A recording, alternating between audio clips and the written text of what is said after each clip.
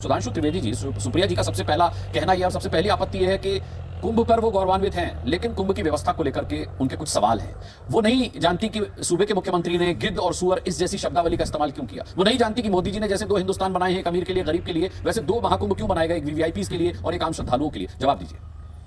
अब ये बताइए, पूरे हिंदू धर्म को कोरोना वायरस, डेंगू, मलेरिया और एचआईवी कहने वाले लोग आज इस बात पर उनको लग रहा है कि साहब एक शब्द कहा गया तो कितना बुरा है। योगी जी ने जब यही संसद में सदन में खड़े होकर कहा था विधानसभा में कि मैं माफियाओं को मिट्टी में मिला दूंगा, तो जैसे स्प्रिंग की तरह अखिलेश जी ने खड़े होकर कहा था आप ऐसी भाषा कैसे बोल सकते हैं, जबकि माफियाओं को मिट्टी में मिला दूंगा मैं तो कोई असंसदीय शब्द नहीं है। परंतु मैं बताना चाहता हूं कि खड़गे जी ने यदि गंगा स्नान के बारे में यह कहा तो पवित्र जल की अवधारणा सिर्फ हमारे यहां नहीं है, अन्य मजहबों और संप्रदायों में भी है। इस्लाम में जो लोग मक्का मुनव्वर की यात्रा पे जाते हैं तो वहां भी एक जमजम का कुआं है जिसे बहुत पवित्र माना जाता है और उसके जल को आबे जमजम माना जाता है और उसको लोग ग्रहण करते हैं और यही धारणा है कि पाप कट जाते हैं। मगर किसी की हैसियत नहीं है जो चू बोल दे उस पे।